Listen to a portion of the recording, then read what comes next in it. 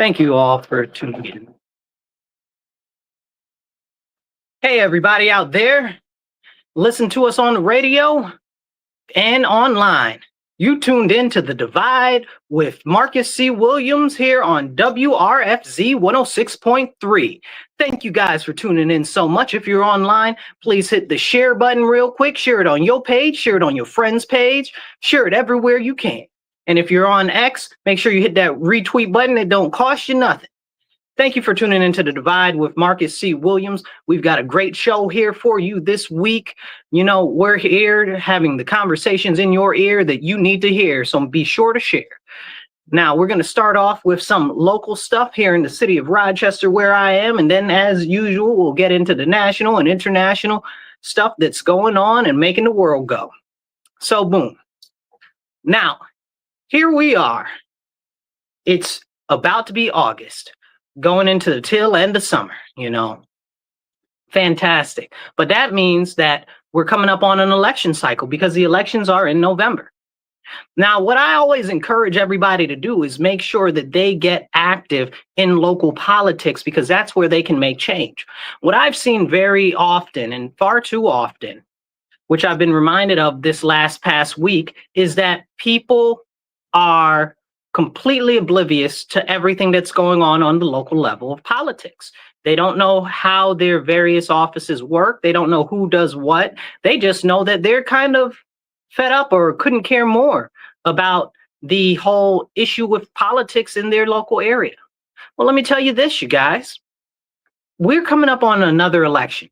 Do you know all the candidates that are running in your local area this year? You know, where I am in Rochester, I'm running for Rochester City Council, shameless plug. I'd encourage you to vote for me, Marcus C. Williams, November 4th. And in early voting, anybody can vote for me, no matter what their party is. I'll be on the conservative line. And I am the conservative voice of New York State and upstate New York. But more than that, I'm somebody who cares about our community and cares about community first issues, focusing on the things that impact and affect us every single day. And we don't get that from elected officials. Let me tell you a couple of things that have happened over the last week here in Rochester. So we had an issue here in Rochester, right in my home, okay, right here, where we had a 10-year-old shot up at his house. Okay, 10-year-old got shot up in his home with his mom and his other brothers and sisters there. Is that okay? Is that something that you think is newsworthy? It made like the footnote of the news. No city council person came out and said anything. The mayor didn't do a press conference. Nothing happened. And we're not even sure if the 10-year-old was the intended target or not. And being that we have a 10-year-old being shot and we're not sure if he's the intended target or not, should be a big concern for many people. Like, how could you even consider that a 10-year-old could possibly be the target of a hit squad? That's serious, but this is what has happened because of the horrible laws here in our state, in New York State, like raise the age and bail reform, because the laws have enabled younger and younger criminals to continue to get away with all types of crime, not be punished, and even if they do get arrested, they get right out the same day. So what type of an example is that setting? And then it's encouraged older criminals to actually get out and recruit younger younger children to actually go out and do crime. Is this what we're doing now? This is exactly what's happening. So the mayor didn't do a press conference for the 10-year-old whose house is shot up. Nobody did a press conference on that. Not the mayor, not city council, not one city council member, and came out and said, boo. But you know what did happen last week with city council? They had a city council meeting. You know who showed up? Nobody. Well, that's not true. You know, like half of city council came out. We have 9 people and only about 5 of them showed up. And we had about 10 bills that needed to be voted on unanimously to get done. And they were simple bills, right? Whatever, public works, basic bills, stuff like that. But city council is a legislative body, right? So if they're going to do this legislation and they know they're not going to be there, that means that they could have either bumped the legislation forward and done it before their absence, or they could have bumped it after and done it after. But they said, you know what? We don't even care. You don't even matter, citizens in Rochester. You don't matter to us. So we won't even show up and we won't push the thing back. We'll just let it cycle out. So now it'll be on the thing for next month, but that means that there's other work now that gets pushed back. And again, this is stuff that could have been planned for. Why do they not even care enough about us to plan for the issues that are coming up that they're getting paid to do? Now, city council is only a part-time job. I found out they make about $40,000. I didn't think it was that much, but they make about $40,000. They raised their pay. That's what happened. But this is what's going on here in Rochester. And it's not acceptable. And I'm sure wherever you are across our nation or even in other countries, you might be experiencing the same thing on your local level. Local government just doesn't seem to give a piddle-paddle about us. Okay. And I got some other words, but they're not okay for radio or for the internet. Okay. I'll tell you how I really feel. I don't like the direction that our city council has been going or taking us. There are some decent people on city council, but nobody wants to upset the apple cart here in Rochester. Everybody's just kind of going along to get along, laughing in each other's faces and goo-ha and ga-ha-ha all over the place. And where does that leave our citizens? Our citizens are fed up. We've got such low turnout numbers because people don't even see that there's any likelihood that anything will ever change. That's why we've got an issue with voting now, because they vote, and then they see nothing happen and nothing change. Well, let me tell you one thing that is the biggest issue about this voting and not seeing anything change, because for 60 years, everybody's been voting Democrat. Every single city council member, every single person on school board, the mayor, all of the city court judges, all have been Democrat for 60 years. So let me tell you, my fellow friends in Rochester, Democrats especially, if you are continuously voting Democrat and Democrat run everything in our town for 60 years, then everything is because of their policy and legislation. That means the horrible schools. We got the second worst school district in the nation, but we spend the second most in the country. That's over their policies and their legislation they put in. We've got crime running rampant, property crime, violent crime. They try to say that like assaults and muggings and stuff like that aren't violent crime anymore, or armed robbery aren't violent crime. They're outside of their mind. But that's from them reclassifying. Again, this is the Democrats and their policies. They're reclassifying the crimes and trying to say that, oh, everything is absolutely fine. So, but that's not true. That's not true. I see you, Gregory. I see you made a comment. I'm going to pop you up in a second. But if you guys are watching us online, please make sure that you like, share, and subscribe, and drop a comment. I'll try to pop it up on the screen. But as we have this conversation, for 60 years in Rochester, the Democrats have controlled everything. The crime policies, the education policies, the issues with housing, all of this stems from their legislation. And let's not even talk about the lack of job and economic opportunities here in the city of Rochester. Like, we used to have Kodak and Xerox, and those kind of crumbled and fell away. But before that, we also had Heinz and French's and a number of other different large companies, Campbell Soup and stuff, that have been run out of our city because of horrible Democrat policies. Now, this is no attack on Democrats as individuals, but this is to show you very clearly, you guys, if you're a Democrat and you live here, or in another blue city, everything that is hurting your community comes from Democrat policies. They're the one in office, and they need to be held accountable.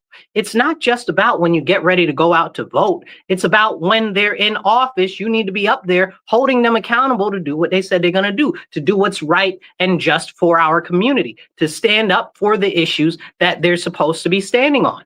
And this is something that we're not getting here in my city of Rochester, and that's why I'm running for city council. Now, again, I'll be on the ballot in November 4th, and in early voting, and you can vote for me, or you can donate to my campaign. You can donate whether you're local or not local. You don't have to be local to donate. Go to my website, Marcus4Rochester.com. That's Marcus4Rochester.com, and you can donate to my campaign, because we've got socialists on city council, and people wonder why our city is continuing to go down. We just got another extra one that won the primary. So now if they all get on there this year, we'll have 3 socialists out of 9 seats. And then we've got already another 2 that lean pretty left on there already outside of that.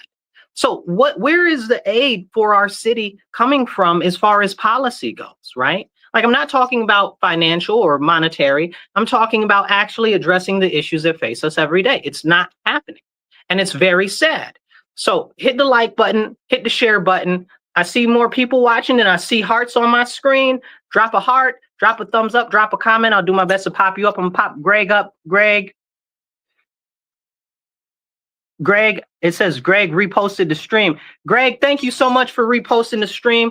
Greg, you are a hero, a man among men. Thank you so much. You guys share this, drop a comment if you say that you shared it, and I'll pop your comment up, or even drop a comment and join the conversation.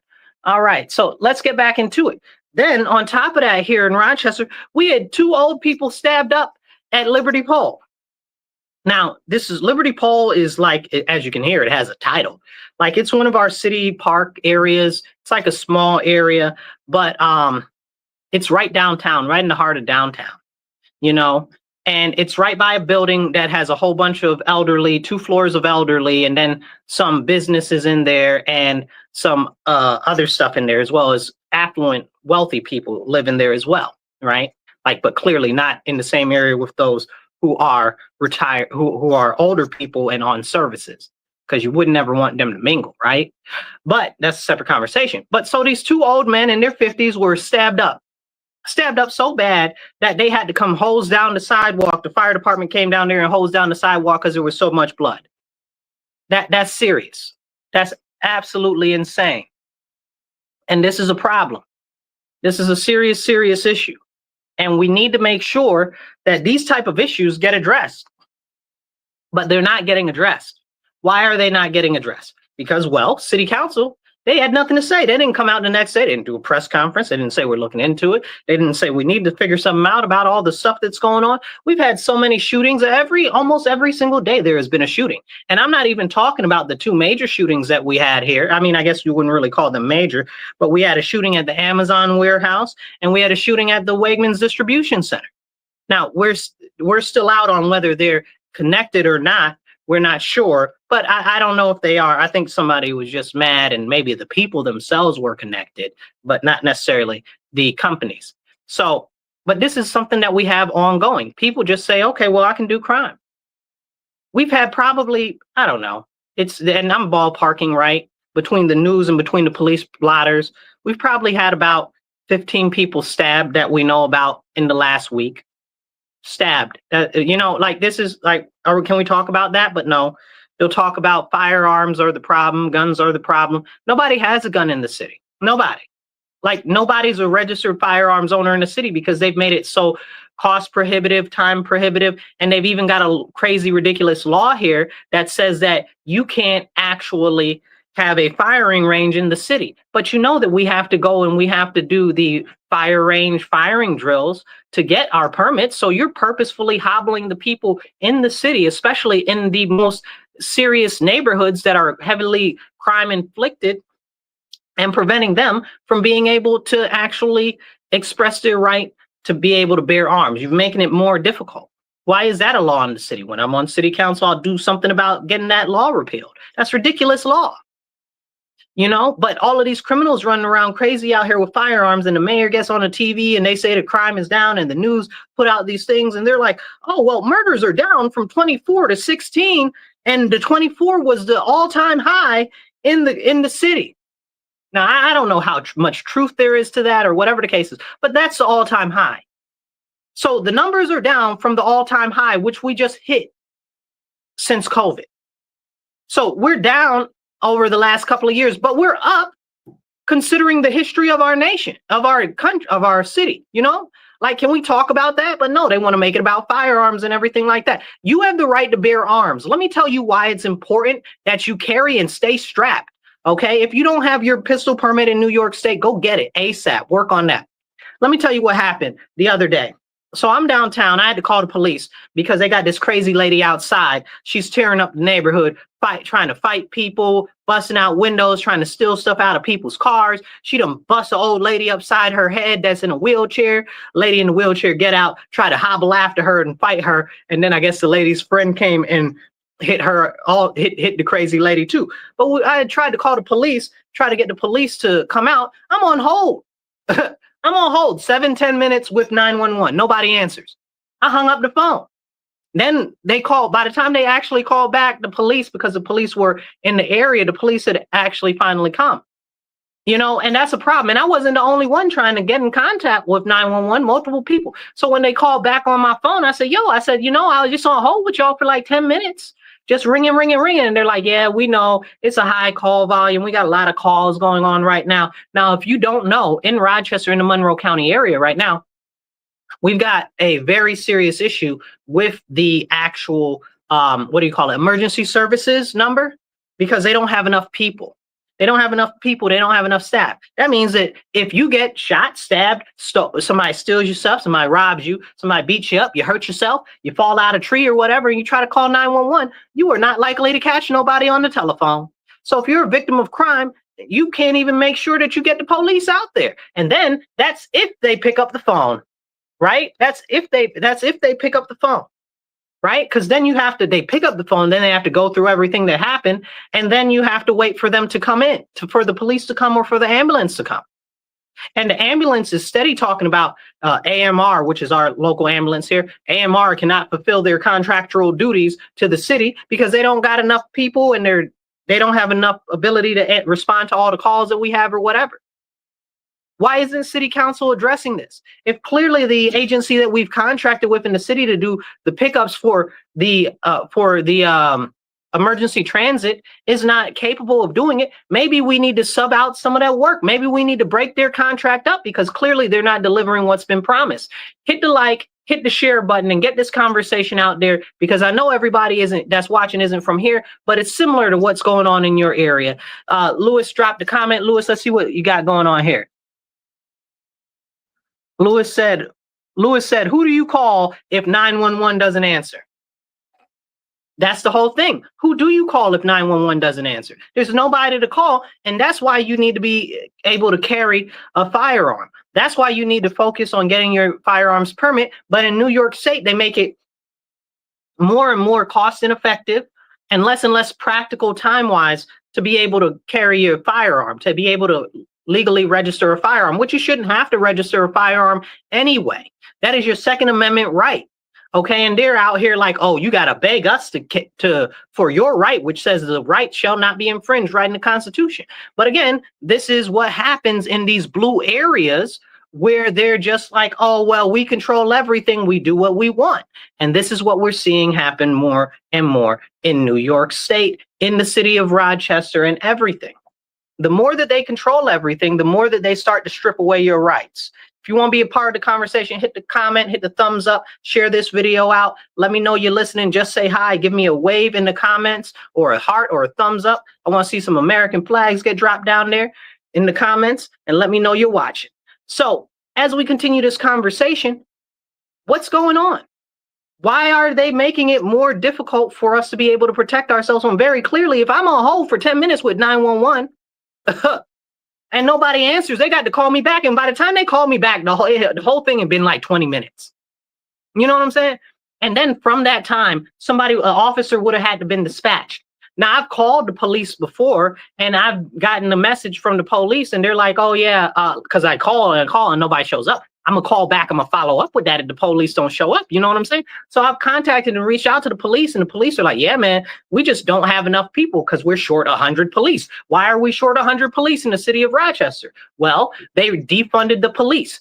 Okay. We had Stanley Martin, Mary Lupien, and the rest of these people on city council pushed to defund the police. $5 million they took from the police to put in for a PAB board, the Police Accountability Board, which does nothing, has salaries that start off at like $100,000 a year. They're not even legal by the state constitution. That's the state judicial system's words, not mine. They are mine, but also the state judicial system. They said that they can't even do nothing because they're not even legally allowed to exist. So this is, and again, we're in a Democrat state. These are Democrat appointed, okay, judges that have said this. So it really must be something wrong if that's the case. So, but they took the $5 million and gave it to these people. Did city council take the $5 million and give it to after school programs or outreach programs for the children? Did they give it to money for the homeless or anything like that? Absolutely not. They gave it to this dysfunctional board of people that hate the police. And let me tell you, when I say that they hate the police on the PAB board, that's not me pontificating. That's not me being hyperbolic. Go look up the people who have been on the police accountability board. You see, they all have newspaper records of them being on record of hating the police. Like, so how can you actually do an adequate job when you hate the people that you're supposed to provide oversight for? Like, that just doesn't connect. That just doesn't connect. That doesn't jive. You know what I'm saying?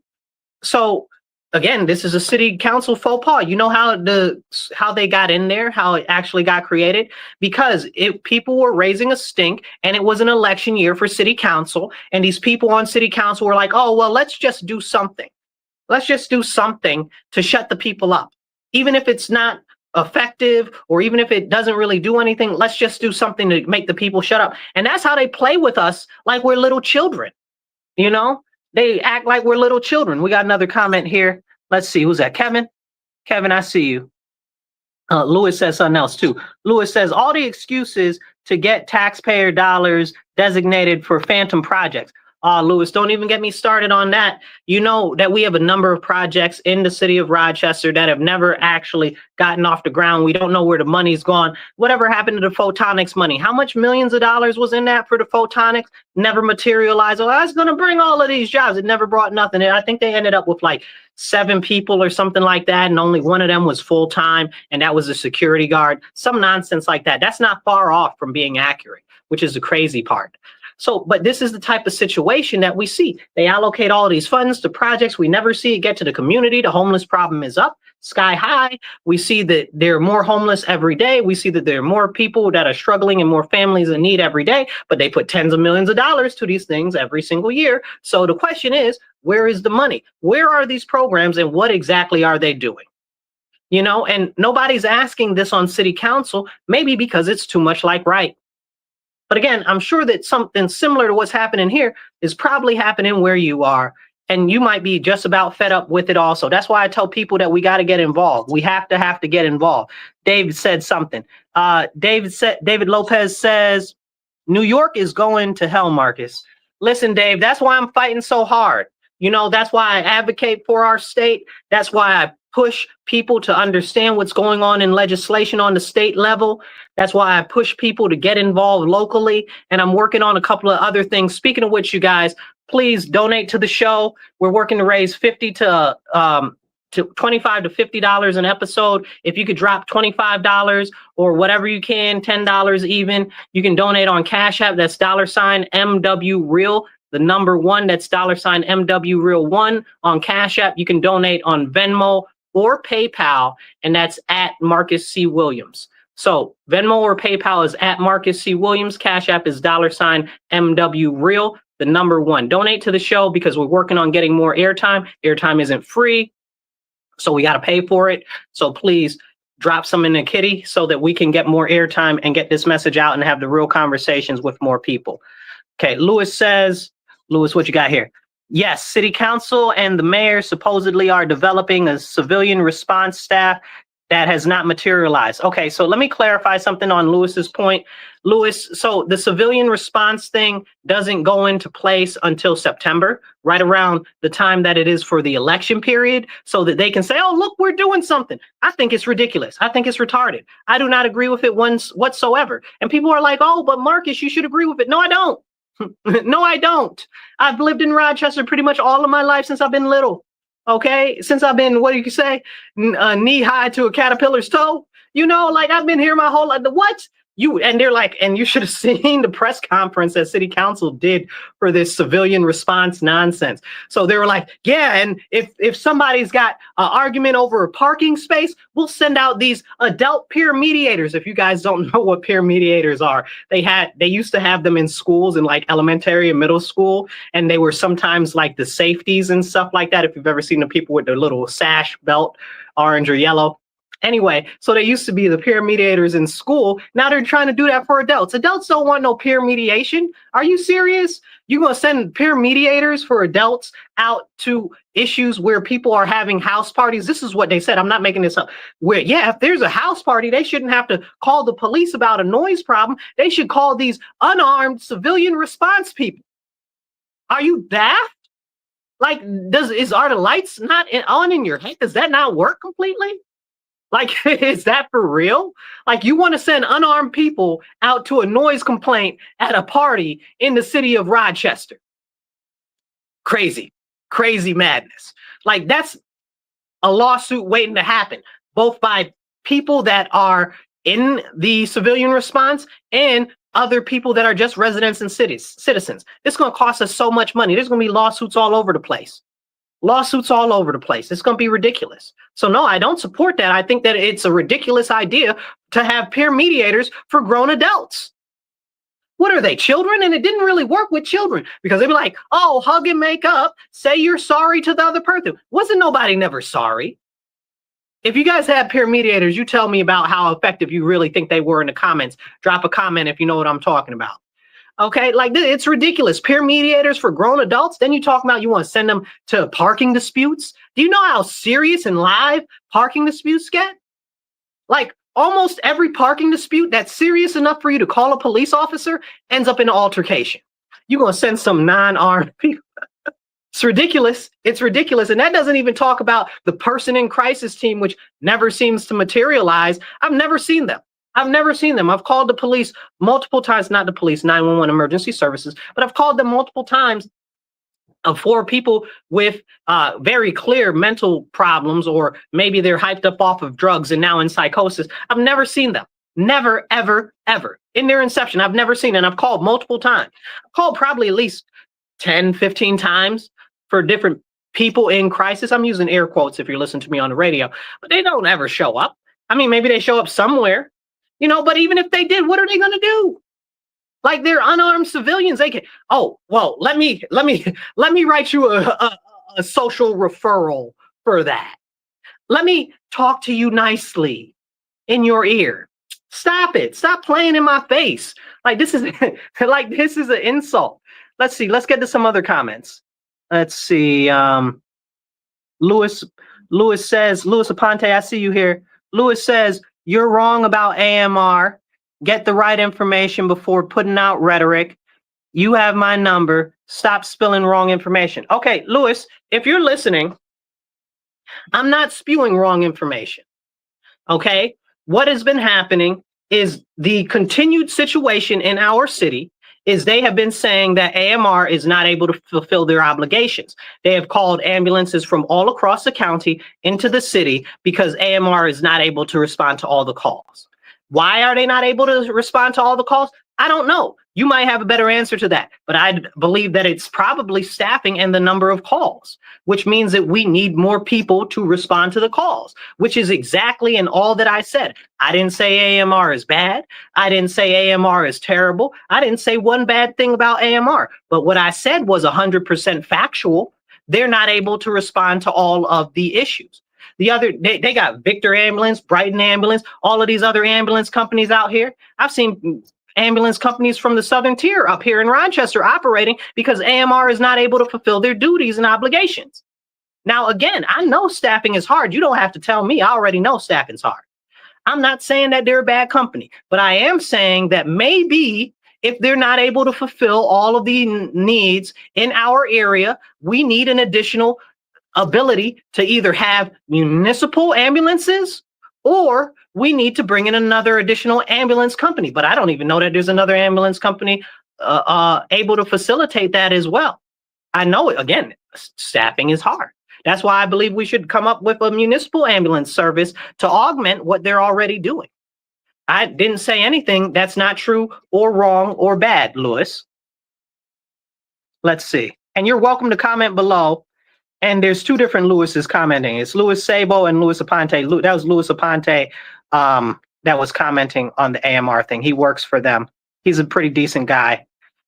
We don't agree on everything, but he's all right. He's all right. Let's see. Who else has something that they want to say? Kevin says, a neighbor who hangs out with the loiterers in front of Pinnacle Apartments apparently got an extension on his eviction warrant. Typical good cause eviction nonsense. So Kevin's talking about a law that we had that passed in the city of Rochester that they tried to push off as, oh, it's going to help all of these people that are having issues with eviction and stuff like that, and it's going to stop evictions. No, it's not. That's another thing that they passed during the election cycle, not the same election cycle that they did the Police Accountability Board, but this was the last election cycle that they passed the thing talking about, oh, good cause eviction. Good cause eviction is nonsense. It's nonsense because it's been sold as a lie, right?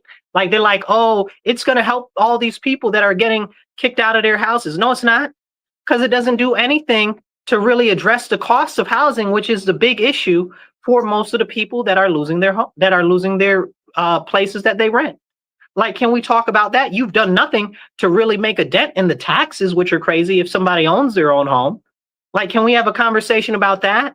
Like, they're not being serious when it comes to this. If they wanted to do something, if they really wanted to do something to help people with the costs of housing and stuff like that, the first number one priority that they would have is figuring out how to stop all of these foreign and non-local investors from buying up all of the property in our city.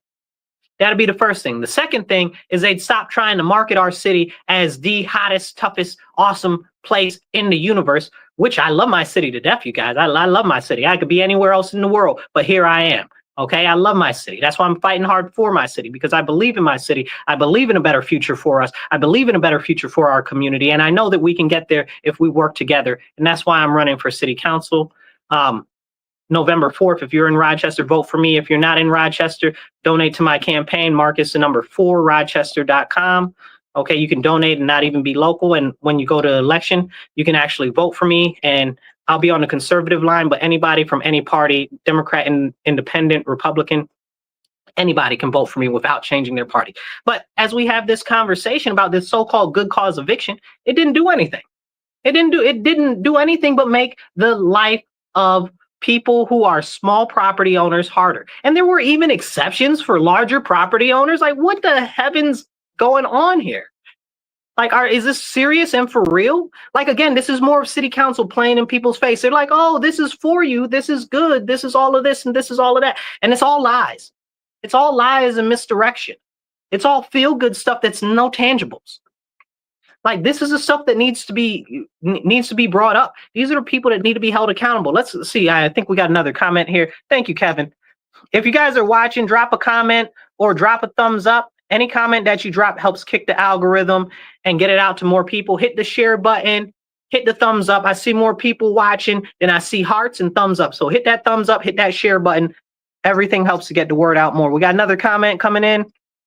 Let's see. David says, yeah, but it seems like you're the only one trying to fix this. You're right, David. It does seem like I'm the only one trying to fix this, because not too many people out here really are and really actually give a dang. We need more people with common sense in positions that can actually fix the situation that New York is in. David, that's why I'm fighting so hard to get more people active and encourage more people to get involved, because this is very important. It's crucial that we have people that are actually practically minded to get into office, to do real tangible work, to actually put forth legislation. Let me tell you, we just had this lady, her name is Mary Lupian. Okay, she's very far left. She's a far leftist extremist. Okay, she goes more and more left every day, it seems. She's a democratic socialist. I guess that's how they address themselves. Okay, all of this nonsense. She's the one that at the City Nations, or was it? I forget what it's called, the National City Meeting, where they have all of the cities together, and JD Vance was talking, and she was screaming at JD Vance from the back. Nobody knew what she was saying. Nobody could even hear her. I was watching the thing live. I didn't know it was her till later, but couldn't even hear what she was saying. So, but it's nonsense like that, you know? And she is out in the middle of Guatemala, and she didn't come to work when they were supposed to vote on those 10 bills, because she's in Guatemala chilling. I heard it was her one of her kids' birthdays or something like that. I don't know, you know, but she was in Guatemala. That is verifiable. Okay. So what are you doing in Guatemala after you just ran for office for mayor, talking about, oh, we need to do all of these things and stuff, and you're not even doing your job that you get paid to do? And again, they could have pushed this legislation forward or they could have pushed the legislation back. So my issue with it isn't that they weren't specifically there. That is its own issue. But the real issue is that they didn't care enough to actually push it forward or push it back. That's a bad look. That's a bad look. Let's see what other comments we got here. Thank you, David. The fight continues, you know. Let's see. We got some other comments. Gladys is talking. Let's see what Gladys is saying. Gladys says some profanity. It looks like I'm not able to say. Let me see. Gladys says they are full of, I guess, poopy. We can't get a police officer or an ambulance, but they're gonna send moderators. So Gladys knows, okay? She knows that you call the ambulance, they don't show up. You call the police, they don't show up. And again, this isn't a hit on the ambulance or the police. We know you're understaffed. So we need to come up with solutions in that vein of getting more police on the streets and getting more people to work for the ambulance. That's why I'm like, we need to do a municipal ambulance company or hire part of somebody else to come offset this contract that AMR has. Like, because you're not going to tell us as citizens that if we call the ambulance and the ambulance don't show up, you're not about to sit here and tell us that the ambulance is doing their job. No. The ambulance is serving the ability that it has the capacity to. And clearly what we're experiencing is beyond the capacity of what they currently have. The same thing with the police. The police are doing their best to address every single call that they get in, but it's just not enough of them. It's not enough of them. But again, like Gladys says, they're full of nonsense because they want to bring out civilian peer moderators and the people in crisis and all of this nonsense. All of this nonsense. And in the meantime, they keep letting criminals out of jail here on the local level, right? City court, again, the Democrats run all the city court. And this isn't a slam on any specific judge, okay? But the judges are out here letting these criminals out, letting them go. Do you know why the judges are letting the criminals go?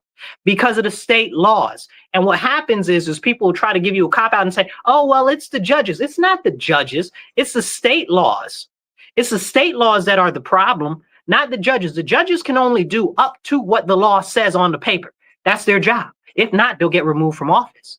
So if they're letting the criminals out, you know what that means? It means that the laws say that they can let the criminals out. So we need to change those laws. The same way they changed laws to make the misdemeanors that they claim that Trump did into felonies, they need to change these laws that are like, you can't hold criminals in jail that are committing crimes. We had this guy the other day, I can't remember where it was, but the sheriff got on the TV and he was mad about it because he's like, man, we done arrested this guy like 14 times.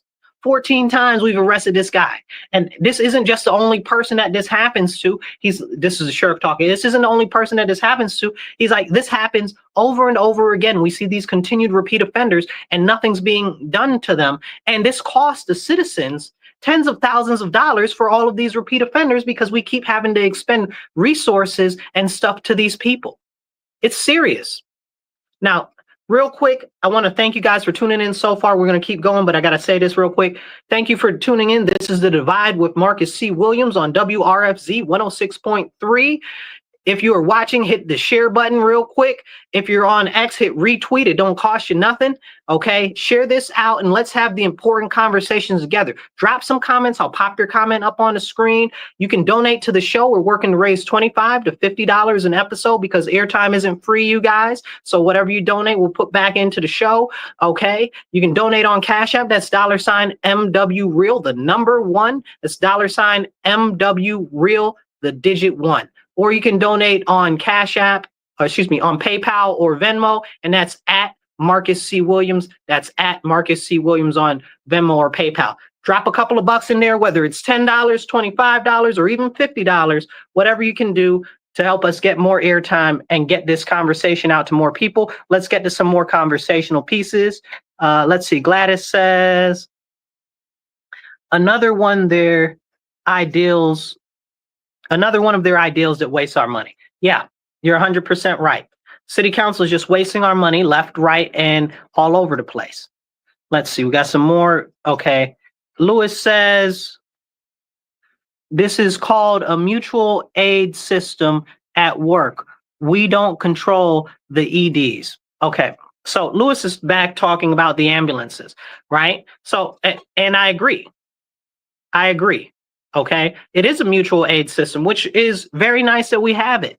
But clearly it's insufficient for the amount of calls that we're getting in our city. It's just not practical. It's not working. The wait times for an ambulance are crazy, crazy high. I thank all of the other ambulance companies that come out and support our city, but we just don't have enough responses. And yeah, I know that some of those are like ridiculous calls, like, oh, somebody's just trying to take the ambulance to the ER to get there because they're a hypochondriac or because they need to pick up their medicine. Like ridiculous stuff. I know that for a fact. But the fact of the matter is still, when you are in an emergency and you're calling for the ambulance, it can take hours for the ambulance to come. And that is a true fact. No disrespect to anybody. That is just a reality that we are all dealing with right here in Rochester. Thank you, Lewis, for commenting. I appreciate you.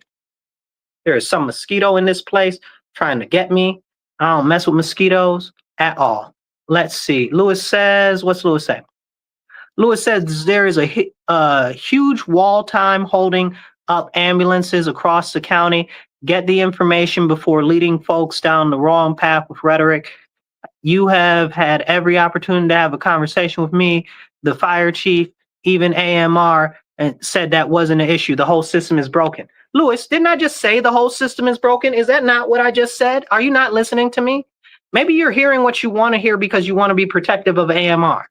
Okay, like that's very clear. The whole system is broken. That's what I just said. The whole system is broken. That's why I said what I believe we need to do is institute a municipal ambulance. You know what I'm saying? We need that. And it needs to be attached to every fire unit. That's what we need to do. That's what I see as a solution. You're not giving me any solutions, Lewis. I also said that, yeah, they probably need to hire more people, but nobody really wants to do that job. I said that too, Lewis. I said that they're doing all that they can do. I said that too, Lewis. So please don't sit here and tell me and play in my face like I said anything different than I said. I stand by everything that I say. And if you guys follow me and been following me for some time, you'll even see me like my own comments because I stand on business. When I say something, I meant exactly what I said. And then you're not going to get me to back down from it. Thank you very much, Lewis. I appreciate your input. Okay. Let's see. Lewis says some other stuff and some more stuff. Lewis, what are you even talking about? I feel like you're not listening to me. He's still on apparently talking about I'm talking bad about the ambulance. I'm not. That's not what I said. Anyway, you got some more stuff. What do you say? A municipal ambulance. Okay. Here's a comment, and then we'll go on from here. Okay. This isn't a city issue. A municipal ambulance wouldn't change a thing. We have a waiting list for employees. So, Lewis, if you have a waiting list for employees, where are they? Where are all the employees? How come you guys don't have enough employees to respond to all of the calls? Can you explain that to me? Explain it to me like I'm 5. I don't get it. You got employees on a waiting list, but they can't get into the field? Why is that? How does that work? You understand what I'm saying? All that means to me is, again, like I said previously, you do not have enough employees, or maybe it's vehicles, to get to all of the calls. It is what it is. Like, I don't know why you're defending something that isn't even a argument. Like, that's crazy. So we've got a number of other things, and I do want to get into some national stuff also, but we got a number of other things that have been going on here locally in the Rochester area. This is the complete issue with when you have a one-party system. One party rules, one party decides everything, and for 60 years it's only been Democrats. But the Democrat Party will tell you, oh, it's the Republicans that are bad. Well, how about this? I'm of the mindset that all of you are bad, okay? There are some individuals that are good, but I think both parties are pretty much not the way that they need to be, and the Democrats are way worse than the Republicans. Now, somebody might be taken aback, and I say that specifically from the lens that I live in a Democrat city and I have seen the deterioration in my city. I'm not talking about the federal. I'm not talking about anything there. I live in a Democrat city in a Democrat state, okay? And for all intents and purposes, a Democrat county, okay? You know, like, are we being serious right now? So, but this is what happens. People say, oh, well, it's not the Democrats. Who is it? Who else is in office? It's only Democrats here. That's why I'm running, because we need some other voice in city council to say, no, this stuff is not right. What's going on here needs to be changed. We can't go in this direction. One party rule is failing us. And let me speak directly to my Democrat friends. Dear Democrat friends, know that in the general election, November 4th, and in early voting, you do not have to vote Democrat. You can vote for anybody on any line that you want to, in any space that you want to. You can even write in yourself if you really want to, which is what I do whenever it comes to court judges, because a lot of times I don't know who these judges are. So I'll either vote for a judge that I know, or I'll write myself in. One year I'm going to win and be a judge just because I'm going to be the only person that voted for judge that year. Anyway, but this is what happens when you have one party rule. And I'm sure depending on where you live across the country, you might have it the other way around. Maybe it's all Republicans and you're not happy about that. Or maybe it is all Republicans and you're happy about that. I can only tell you, based on my experience, from what I'm telling you, the Democrats in our city, in our area, have had one party rule. And it doesn't matter whose name is on that nameplate or who you vote for that's on the Democrat line. Every single time they go by exactly what the party wants them to do. That's it. That's what happens. And it's sad and it's tragic. Drink water, stay hydrated.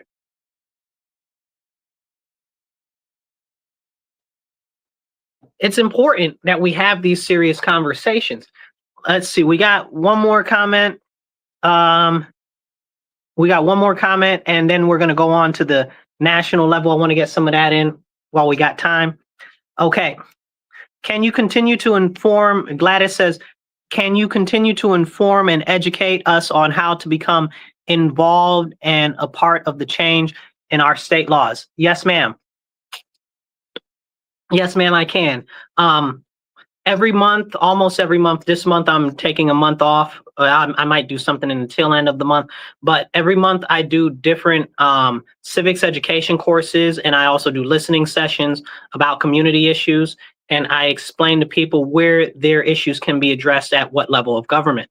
Because what we see a lot is, especially locally, because it's, like I said, it's all Democrat run, is they'll say, oh, well, it's the federal government. Oh, it's Orange Man bad. And it's not the Orange Man bad. Maybe the Orange Man is bad. I don't know. But the fact is, it's not the Orange Man.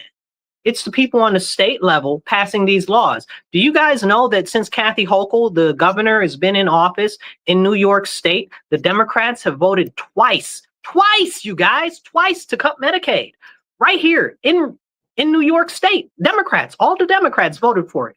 You know who voted against it? Republicans. So that's quite a stark opposition of what they try to make it seem like.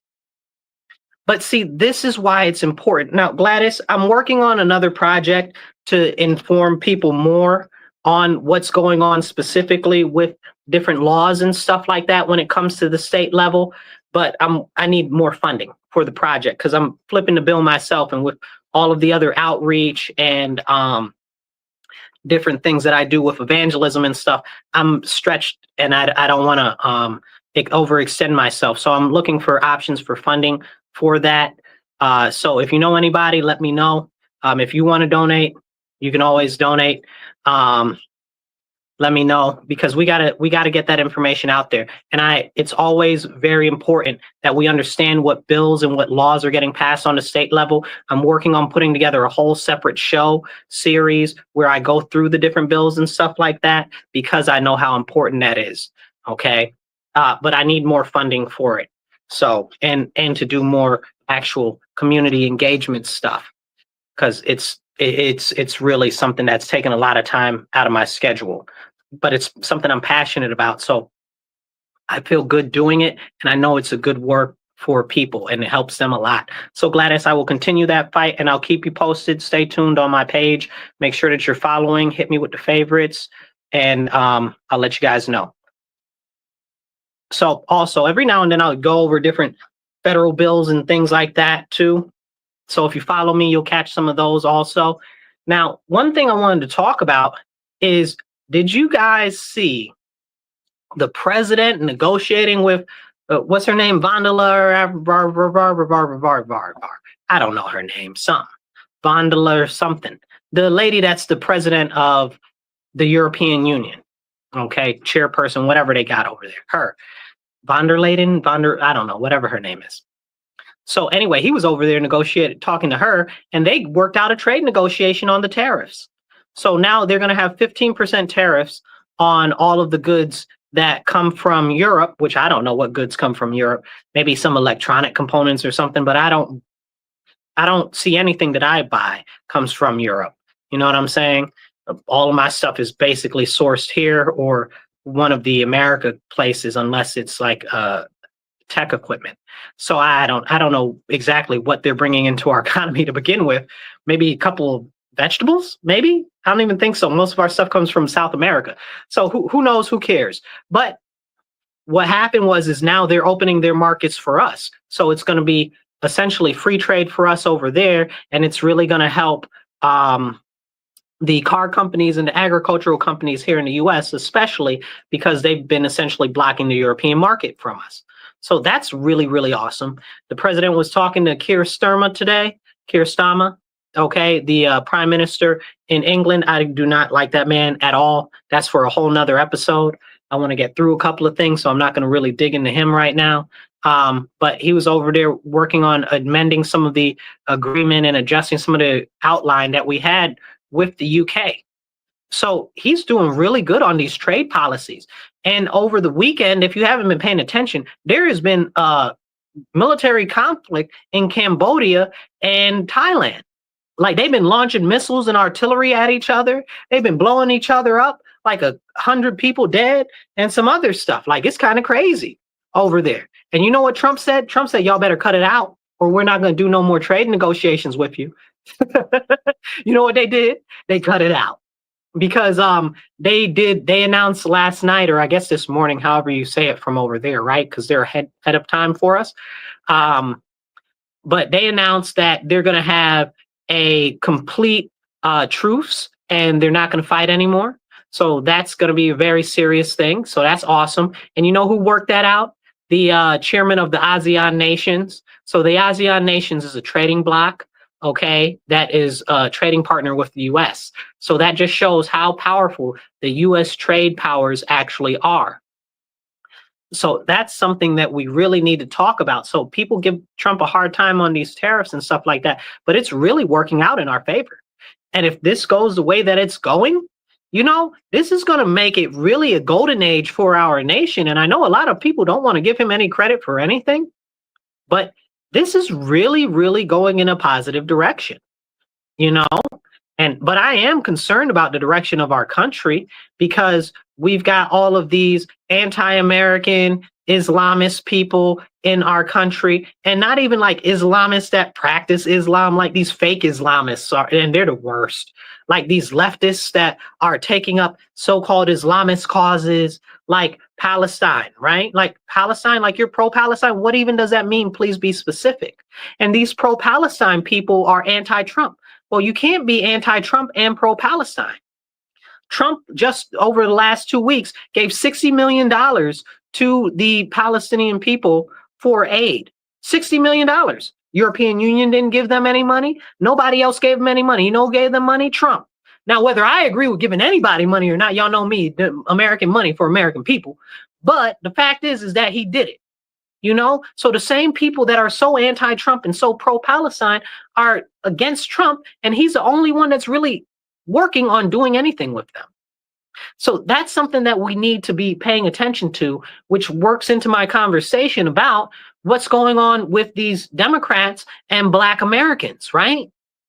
You got all these Democrats saying, oh, well, you should hate Trump because you're Black and Trump hates Black people. Where? Show it to me on policy paper. I need the policies and the legislation that shows me that he hates Black Americans. I don't see it. And you can't point it out to me. You'll say, oh, well, it's DEI. Well, guess what? DEI was hiring 80% white women. How is that helping Black people? It wasn't helping Black people. What did DEI do for Black people? Nothing. Nothing. Gave white women and gave white men jobs. Didn't help no Black people. 4.2% of federal jobs. And on the regular level in the private sector, it's only like 3.7% or something like that. of Black Americans that got jobs in DEI sections. So who was that helping? It wasn't helping Black people. So what if he's against it? You know? So show me where exactly he is that he's so racist. I don't see it. Now, but the point is not that whether he's racist or not, that's immaterial. Here's the problem. We've got Democrats telling Black Americans that ignore everything that Trump does, don't listen to him, and hate the Republicans because they don't care about you. Okay, well, let me tell you something. I don't care whether somebody don't like me, whether somebody don't care for me. I want to know what policies they have in place and where I can take advantage of those policies, right? So what's happened is these Democrats have brainwashed, and I'm not talking about people that are registered Democrat. I'm talking about the Democrat Party as a collective whole, especially the people in power. And they've told all of these Black people that, oh, they should be mad at Trump and don't listen to anything he says. Well, our Black people should be listening to Trump and finding what he's putting in place so that we can take advantage of it. You know, and if you listen to Trump, this is a key thing about him, whether you love him or hate him, that man tells a lot of truth when it comes to what he's about to do. Okay, he tells a lot of truth. He telegraphs almost everything he can to let the American people know where they can take advantage. Right now, we got all this nuclear stuff going on, okay, with nuclear power plants and stuff like that. He told you about that before it was coming. Did you invest in nuclear stocks? Did you do anything about that?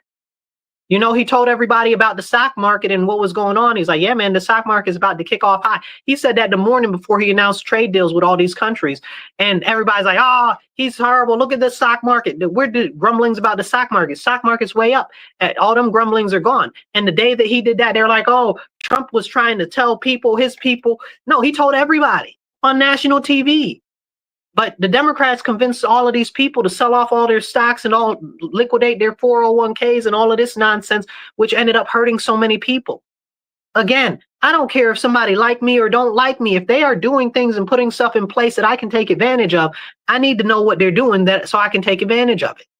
So what's happening now in the Black community is our Black community largely on scale, especially in Democrat areas, is being hobbled and prevented from being able to gain from the different things that are being done by the Department of the Interior, the different things that are being done by the Department of Energy or the Department of Agriculture or the Department of, did I say the Department of Interior or the Housing and Urban Development? Okay, like all of these different things, the EPA, Zeldin. Okay, I know some people don't like Zeldin like that. Okay, but Zeldin is doing a heck of a job. Good job on you, Zeldin.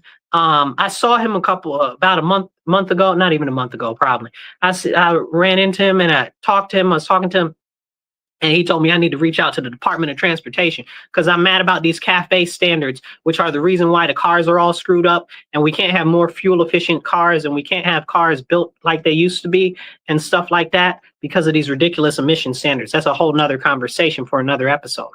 But there are benefits in this administration that the administration has been putting out there that Black Americans can take advantage of. They just did the big, beautiful bill, right? So if you guys listen to me and you know me for some time, I'm not a fan of increasing the debt ceiling at all. I'm adamantly against the debt ceiling being increased. I'm adamantly against increasing spending. Okay, and I'd vote against it every single time. I'd vote against it. I probably would have voted against the bill.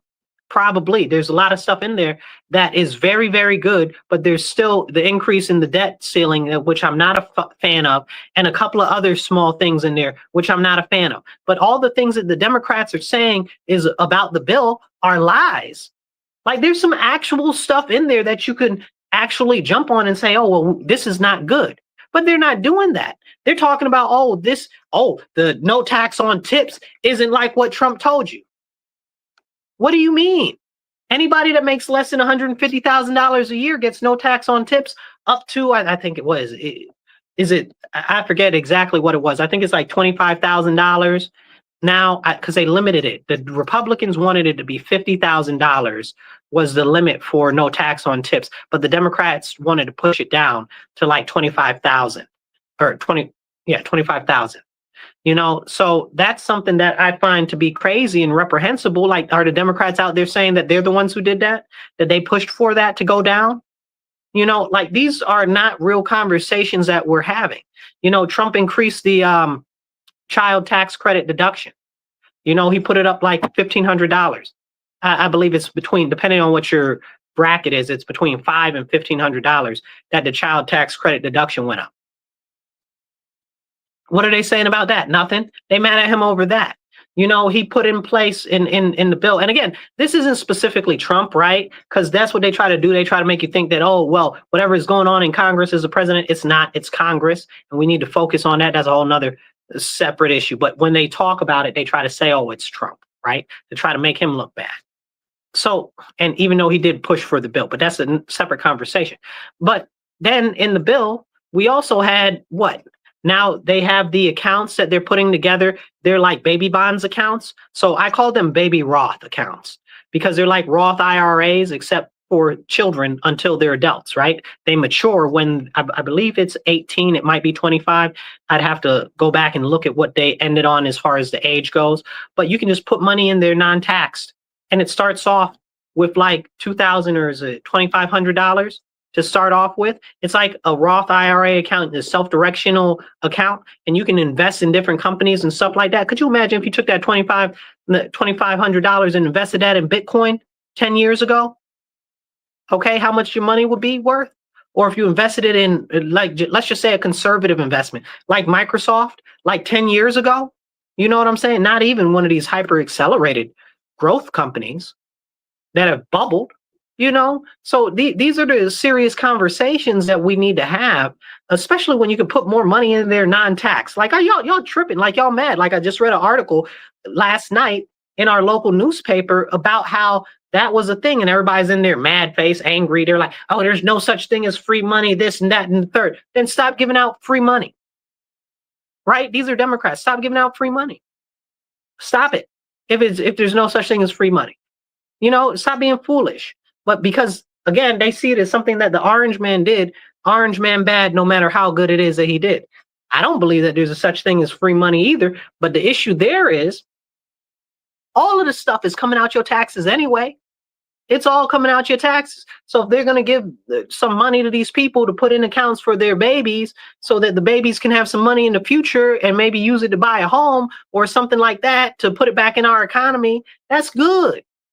That's good. Why shouldn't people be able to save for their children and then after 18 years or whatever, put it back into our economy? Like, you sound crazy. How could you be mad at that? How could you be mad? How could you be mad at that? Right? Like, but this shows a level of unreasonableness that continues in sentiment amongst the Democrats, and they don't want to talk about anything positive. So if you're following us right now, hit the like button, hit the share button, drop a comment, become part of the conversation. Okay. We have a whole bunch of other things that I want to get through and cover too. Okay. We have the whole situation with this ridiculous heat wave and them stopping cloud seeding in certain places across the country, which is why we're having all these crazy storms. Just leave the environment alone. Stop doing stuff. Stop it. Stop spraying stuff in the air. Stop it. Stop using radio frequencies and radar frequencies to change the way that the clouds and the atmosphere function. These are real things. Go look it up. Like this isn't even like people are like, oh, it's the chemtrails. Chemtrails are a problem. That's a separate conversation. But we know that they've got these geoengineering companies, these weather manipulation companies out there that you can invest in right now. Like, and it's causing all types of problems. You think that all of this heat and excess energy and issues are coming out of nowhere? Bill Gates said that he's going to spray stuff into the sky and block out the clouds. They just chopped down a whole half of our Amazon rainforest. I'm being hyperbolic. It wasn't half of the Amazon rainforest, but it was a large portion of it to bury the trees in the ground, to build a road so that the rich, wealthy people that were coming down there for a climate summit could have a pathway to drive on. Make it make sense. These are the people that say that they actually care about the climate and stuff. They don't. They don't. And we need more laws. I believe Marjorie Taylor Greene just put a position for a law forward in Congress about that. If you guys want to be part of the conversation, hit like, hit share, drop a comment in the conversations, and we'll actually pop you up on the screen and we'll go through it. Now, we got a number of other things also going on. as well. So not only do we have issues in the Middle East, which you guys know are very close to my heart when it impacts Christians. Israel blew up a Christian church. Nobody wants to say anything about it. They don't want to say boo. Okay. So, but it's not just a Christian church. And I'm going somewhere. Follow me with this. They've attacked many Christian settlements in many Christian places. Okay. In the Middle East, Israel has. They treat Christians very badly. Mike Huckabee went and wrote a letter talking about that they're hostile to Christians and don't want them to come into Christian groups to come into their country. Okay. So this is a very serious thing. But I bring this conversation up because over the last week or so, I've been posting on Instagram more about how it's important for Christians to focus on Christians. And I believe that we need a revival in America. We need an American revival. I very much so stand by that. I see these Muslims coming here and taking over. I don't know if you guys saw on the Beltway in New York City. I want to say it was Brooklyn. It might have been the Bronx. I think it was Brooklyn. That they had all of these really wealthy Muslims pull all of their Mercedes Benz and their G-Wagons and all of these different types of very expensive cars out on the middle of the expressway to hold up traffic, talking about down with America and globalize the intifada and all of this nonsense. And these people got money. They got money. Look at the cars that they're driving. You know, they got money and they're out here chanting all this. Send them back. Send them back. And I believe we need to start stripping people of their citizenship that go out here and they behave like this. Anybody that's out here with this standing up for other countries while talking about overthrowing our government needs to get thrown out of the country. And that's a full stop. I'm going to keep going. You understand what I'm saying? Like, we're not going to do that. America needs an American revival. We need to return our nation to being a Christian nation. Okay. And that's fact. Hard stop. Everybody will say, oh, well, what about the separation of church and state? That's not a real thing. I've covered that multiple times. But because we have been a Christian nation traditionally, we have seen the favor of the Lord our Father in heaven. And he has shined upon us so brightly that we have had amazing amount of wealth, development, and safety and security in our nation and in our borders. Like, it's just amazing how blessed America has been. And that's because we are a Christian nation and we need to go back to fully being a Christian nation. Okay. And that's a fact, Jack, you know, like, for real. But we need a revival in this nation of Christianity. And it needs to be the churches and Christians, because we are the church. We are the ecclesia. We are the church. We need to start standing up and pushing back against these horrible things that are going on in our country. We have all of this, what do they call it?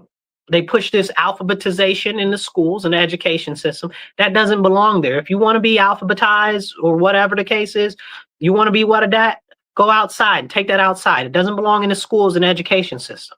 Okay, where I live, they got that in the school system here in the RCSD. They won't tell none of the parents. Don't get me started on that. But the kids are graduating. They can't read, can't write. We got a 65% graduation rate, and we got like a almost 50% no show rate. So most of the people aren't even graduating. So out of the people that don't drop out of the school, that are graduating, most of them still can't read and can't write. And you're trying to push all of this alphabetization on them. That doesn't got no business in schools. Then they out here preach about, oh, well, let's do what we can to destroy the family. Like, don't think about marriage. Don't think about forming a family. Anybody that, if somebody wants you to be a stay-at-home mom, then you're being oppressed. Who's pushing that nonsense in our society? There's nothing more honorable than being a stay-at-home mother, being where your husband has afforded you the ability to stay home and work with the kids. Shoot, somebody said, well, what if you had a wife and she was working and you had to take care of the kids? Listen, don't sell me a dream, yo. Don't sell me a dream. That's my dream of dreams. You know what I'm saying? Stay at home, raise the kids, okay, build them up right so that they can achieve and maximize their potential. Don't sell me a dream like that, if only, you know, and then I could do what I want in my spare time, in my free time when I'm not managing the house, which managing a house is another full-time job. That's a whole separate conversation that we can't talk about, right? but they try to act like it's not an important thing because they tried to steal the femininity from females. And now that's why we got all these females out here acting like they men, trying to talk like they men, dressing like they're men, or don't even know what they are, identifying as men. Okay, that's a whole nother problem. Again, this is this demonry that's being pushed in our nation, in our society, and we need a revival in America. And it's going to come from us as individuals, us, the church, the ecclesia, the members of the church. Okay, we need to be out there standing against these things that are against Christianity, standing against these things that are against biblical and scriptural principles. But people aren't out there. They're pushing all this socialism and Marxism nonsense. And you're just going to stand idly by and let them do it? Say that the government should run everything, every aspect of your life? You know what I'm saying? Like, that's ridiculous. We already pay too much taxes. We pay more taxes than what God asked for tithes. You know what I'm saying? How's the government going to charge you more than what you're supposed to pay to the Lord? Make it make sense to me. So these are serious conversations we need to have. Hit the like button, hit the share button, get this message out to more people. Drop a comment if you want to be part of the conversation, and we're going to keep going. So, but this is why we need a revival in the United States, okay? If us as Christians don't start standing up, nobody's going to stand up for us. Look at the Muslims. Look at what the Muslims are doing in this country. They're building their own cities. They're taking their own, they're forcing the states out of their business. Are Christians forcing the states out of their business? Absolutely not. The Muslims do whatever they want. What about the Christians? We just supposed to sit idly by? Then they'll talk about Jesus like a daggone dog, and anybody can talk about Jesus like anything. But if you say something about Muhammad, oh, it's Islamophobia. It's a problem. But what about Jesus when they're out here trying to talk about our Lord and Savior, huh? When are we going to stand against that? There's this guy, his name is Sean. I always pronounce his last name wrong because it's weird spelling, but Sean Fetch or whatever, Fretch, I don't know. Sean, the musical guy, okay? He's like a Christian conservative that does music, worship music and stuff like that. He's coming to Rochester on August 8th. He'll be at Parcel 5, so please come out for that. That starts at 7 o'clock, so come out for praise and worship at Parcel 5 if you're here. But he's up in Canada right now doing a tour up in Canada. And he had booked a couple of venues and they kicked him out of his venues. They shut all the venues down, okay, in Canada, right? Like already paid, already everything. So then he went out to go to the churches to go actually do praise and worship at the churches. And the police came to the daggone church. Stop it. What are the police in Canada coming to the churches to shut down a worship service? And they're like, oh, well, it's a concert, so you don't have a permit to do that. No, it's prayer and worship, okay? Canada hates Christians, but they fine with all the Muslims doing whatever they want. And I'm sick and tired of everybody that's Christian just allowing all of this to go on and not standing up. It's time for Christians to stand up. It's time for Christians to stand up. We can't keep letting this stuff go. And everybody's like, oh, well, it's just a small situation. It's just small. It's not a small situation. Here in my city of Rochester, about 2 years ago now, they had this this conservative Christian event that was coming. It was called the Reclaim America Tour or something like that. I'm pretty sure that was the name of it. And I think Clay and Buck and what do you call them? General Flynn and a whole bunch of different pastors that I liked and stuff were going to come here, and it was going to be at the Auditorium Center. Okay. So, and they had paid for the venue. Everything was paid and stuff like that. I got my tickets and everything. I was so excited. I didn't even have to go and travel anywhere crazy because everything is so far away. So I was like, okay, I get to go here. It's right in the heart of downtown. And maybe we'll even get some other people that normally don't come to these type of events to see what we as conservatives and as Christians are all about. And maybe it'll start to change their view on some of what we believe in, stuff like that. You know what happened? City council, the assembly, the assembly and the state senators and the county ledge all linked on the venue, all linked on the armory to push the event out of there so that we couldn't have the event there. Why would they do that? That's a violation. Is that not a violation of church and state? There's no lawsuit against these people. Okay, that's clear discrimination. And they're talking about, oh well, they're full of hate and anti this and anti that. And one of the things was like they were anti-Semites or something like that. Now, I don't care how you feel about Israel or whatever the case is, because who even knows what anti-Semite means anymore? Because it's more than just the so-called people that live it over there, right? Like they try to make it like it's only so-called European Jews that are over there in the Middle East that is anti-Semitism, when really it's anybody that's in that area is considered a Semite that has the bloodline that's attached there, and the Europeans don't have that, but they're there anyway. Okay, but that's not the point. So how can it be anti-Semitic? But regardless, there were people that were very pro-Israel that were going to be there, like very pro-Israel on a level that I'm not comfortable with in some ways, that we're going to be there. So they're like, oh, they're anti-Israel. How are they anti-Israel? It's a name like 3 to 4 of the different people that we're going to be speaking that are very pro-Israel. You know, how is that anti-Semitism? Oh, they're anti-alphabet. Where is it anti-alphabet that they seem that they're anti-alphabet? And then what if they are?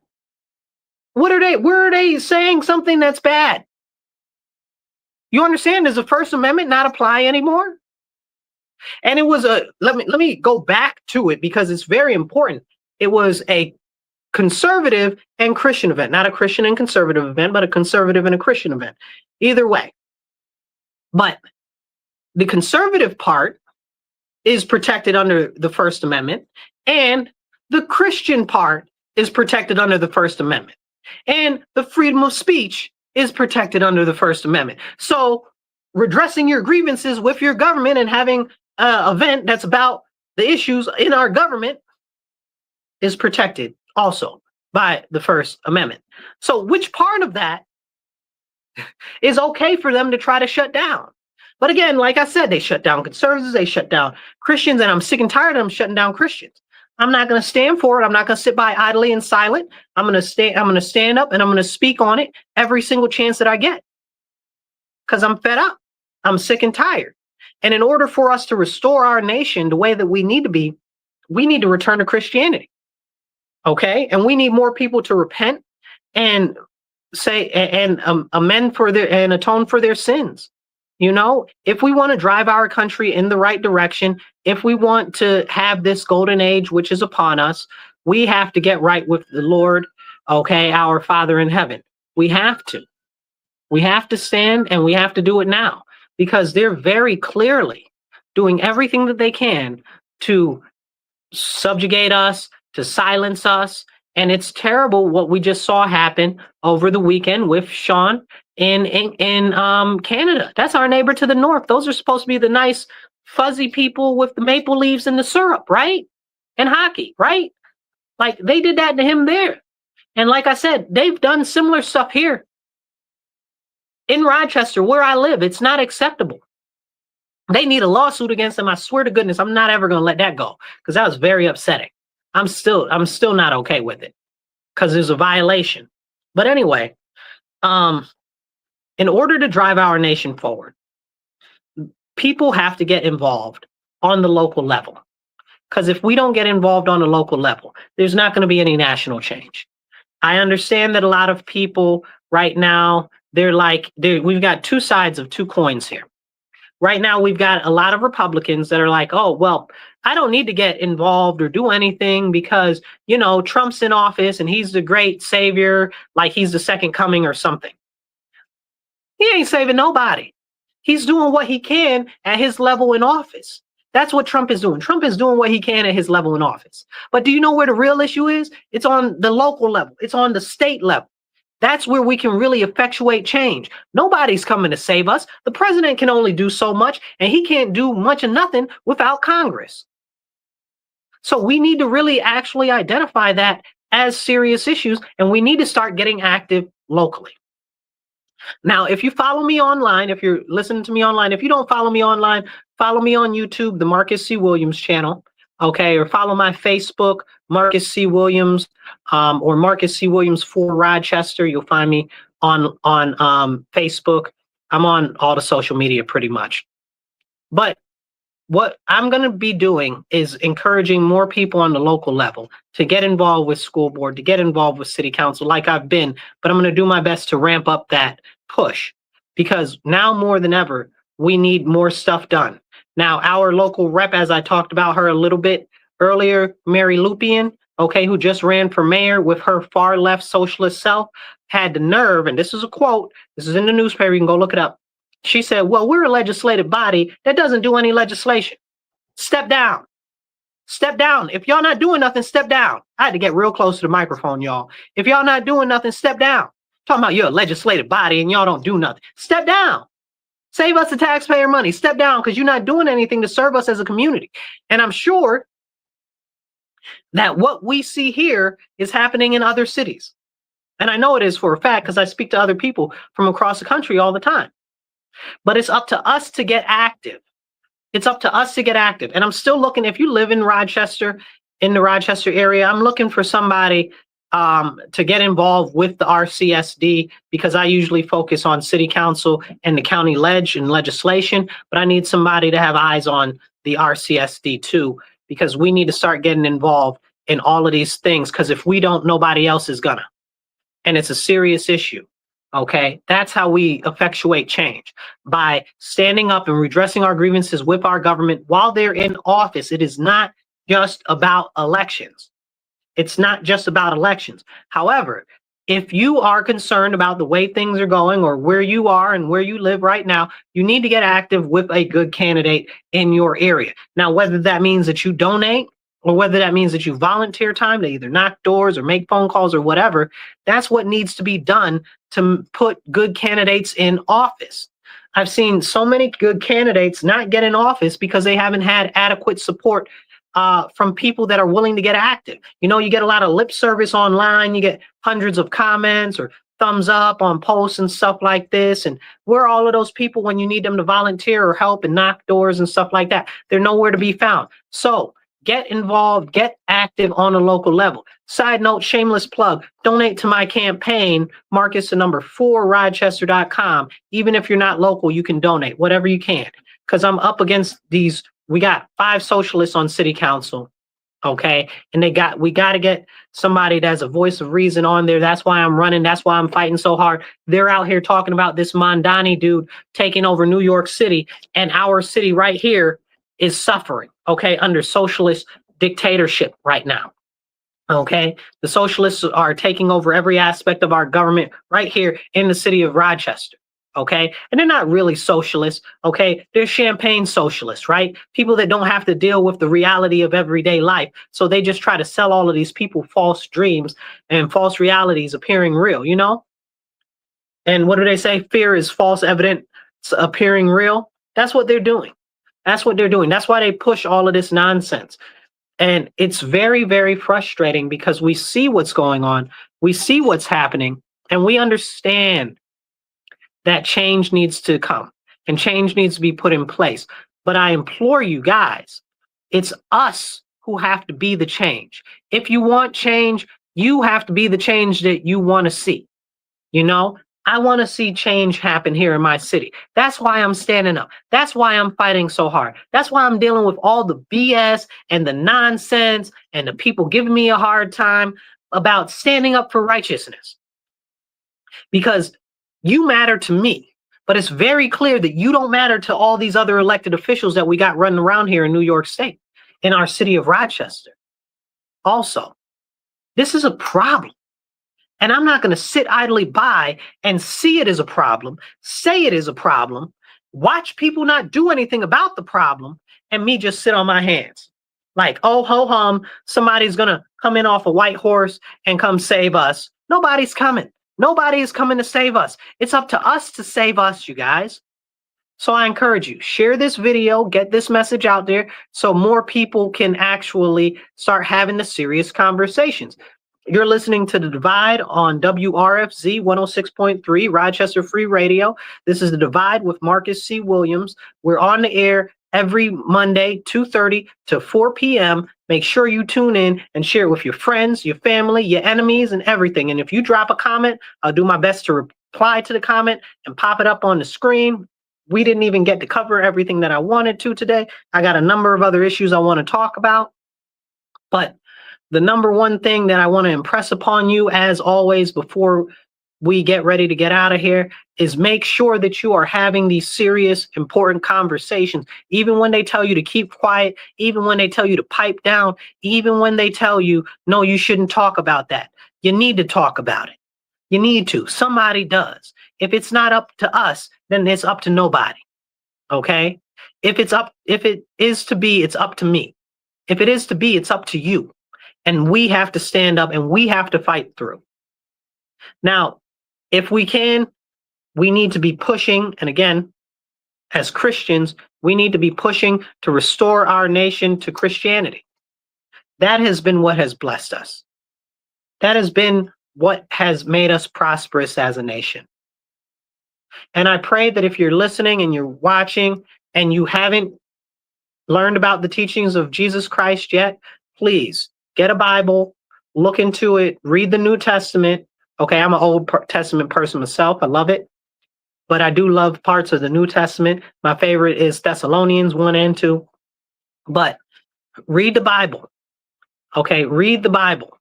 Okay, read it for yourself and then seek out people that are teachers or that are in the church so that you can fellowship with others.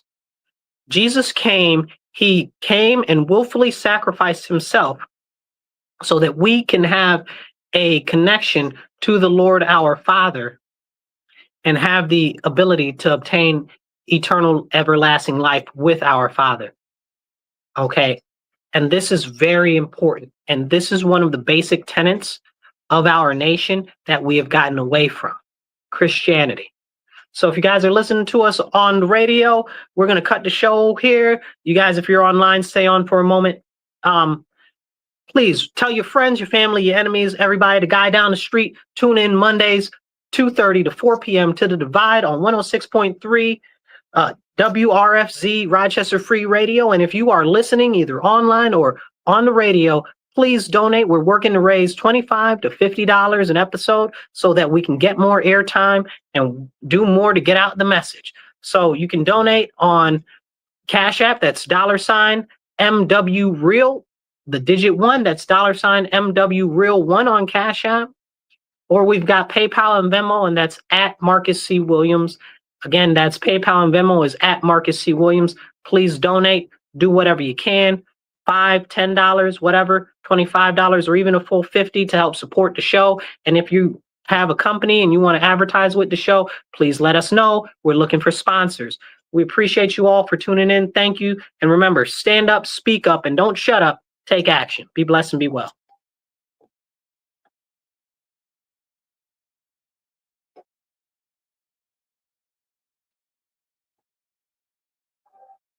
All right, you guys. Here's the deal. As we march down this path together, okay, our country is going in a very positive direction. We've got a president who's doing everything that he can on the presidential level, on the executive level, to do what he can to put stuff in order for us to take benefit. We've got a Congress that's kind of, you guys know me. If you follow me, I'm not very fond of Congress. Okay, we've got Thune is in the Senate, and we've got Mike Johnson in the House. They apparently are trying to have House sessions and Senate sessions every single day during the recess, so Trump can't get any recess appointments. You really need to start asking yourself, are these people really serving our country the way that they're supposed to, and the agenda of the people which push Trump into office the way that they need to? Because if they're willing to make it so there's no official recess, so Trump can't make recess appointments, we need to start asking what's really going on. And if you're a Democrat watching this, I want you to really ask what's going on. Are they really in league together?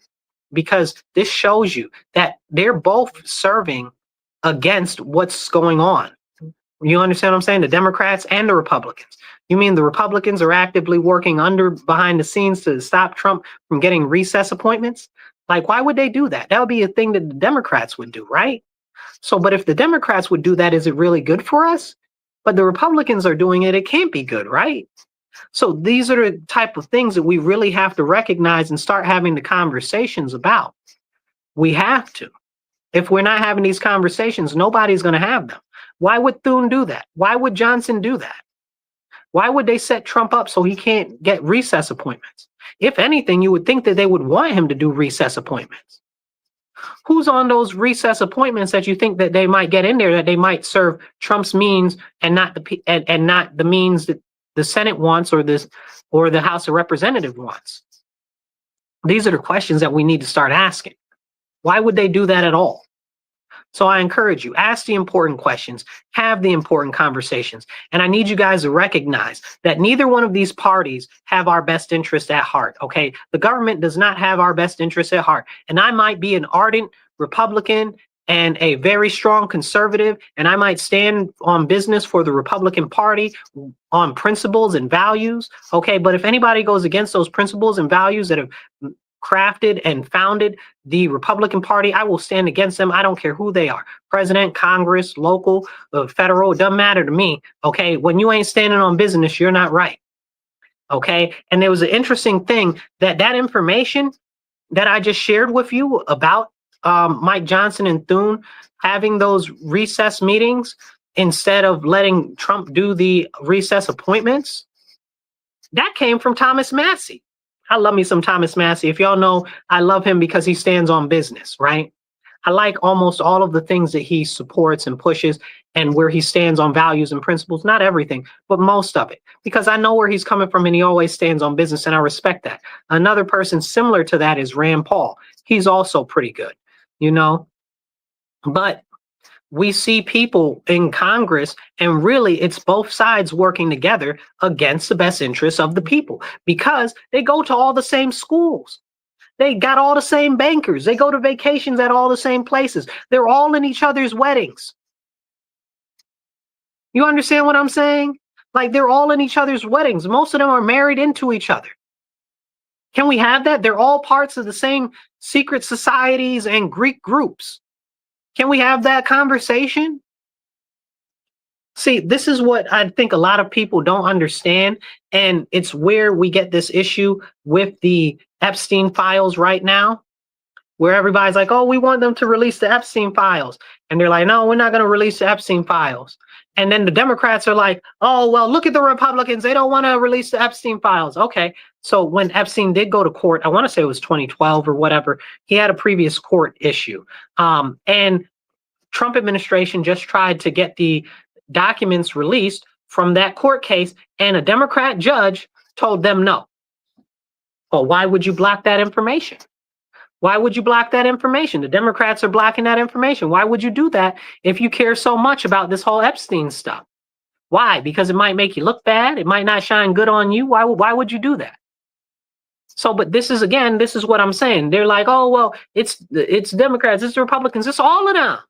It's all of them. There are so few real good people fighting for us in Congress and even on local level and state level, because some of the good people, the decent people, are too scared to stand up and say anything or do anything. And that's a big problem. That's why I encourage you guys, have heart, have faith, and stand up and speak up, and don't shut up. I'll catch you guys later. Be blessed and be well. Share this video out, and I'll catch you soon. Please do donate to the show.